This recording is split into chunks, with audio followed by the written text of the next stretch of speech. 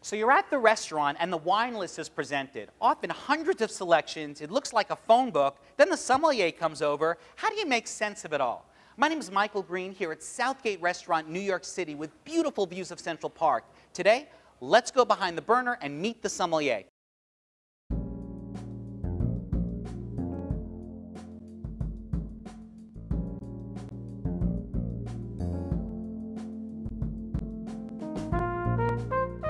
Hello, I'm here with sommelier Troy Weissmann, one of the coolest sommeliers on the planet and a dear friend.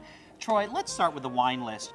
Well, I think the most important thing to realize is that there's no reason to be afraid. There's nothing to be intimidated by. There's nothing that can really go wrong that's going to ruin your night. The worst possible situation is that you have a bottle of wine that's maybe not your favorite. But other than that, it's pretty much smooth sailing. Let's start with the navigation of a wine list. How Sure. are wine lists organized? Wine lists can be organized in a number of different ways. Okay. They can be organized by grape variety, so Chardonnays, then Sauvignon Blancs, etc., or Cabernets and Merlots for reds, for example. Right. They can be organized geographically, from north to south, different regions within a particular country, New World regions versus Old World regions, like France and Italy.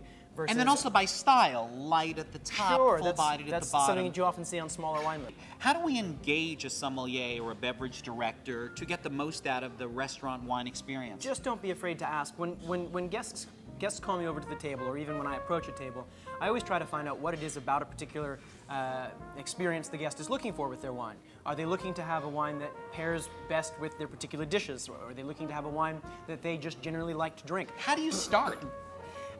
It's easy just to open the book and say... Book. I love it. It's not a memo, but it's a book. Okay. Well, it takes people long enough to look through it. So yeah. Just to open it up and say, here's something that you might want to try, based on certain criteria that they might give. So I can say something like, I'm having the chicken, my dining partner's Sure. having the veal. We generally like full-bodied wines like Cabernet Sauvignon. Help us out. So how do I communicate price in an elegant way? A sommelier doesn't like anything more than to hear, I'd like to spend between X and Y. So tell you how much we want to spend. That's the easiest way to do it.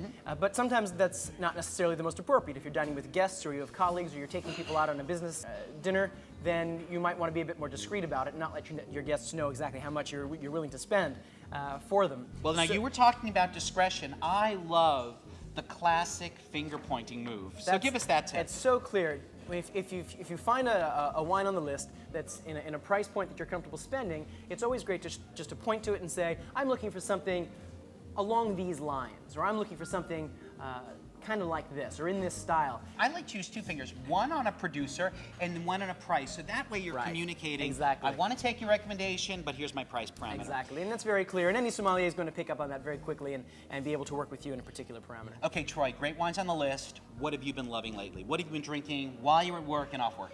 I'll tell you, I think I've been really drinking lighter style wines from New World growing regions that maybe aren't in as typical a New World style as we may have had in the past. So, an example of that would be something like absolutely delicious. Clare Valley, Australia for a very old world mineral-driven Riesling, or the North Fork of Long Island for some really Bordelais-style Merlots. You know, I think an interesting tip there is if you know you like a grape, go to a region that might be a little bit undiscovered, like Clare Valley. Troy, thanks so much for being on Behind the Burner. The next time you're at Southgate, engage a sommelier. They're going to enhance your dining experience. Ask for Troy. Thanks so much, Michael. Good to have you by.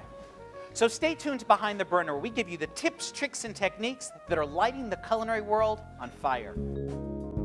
For a Q&A, photos, and more, visit behindtheburner.com.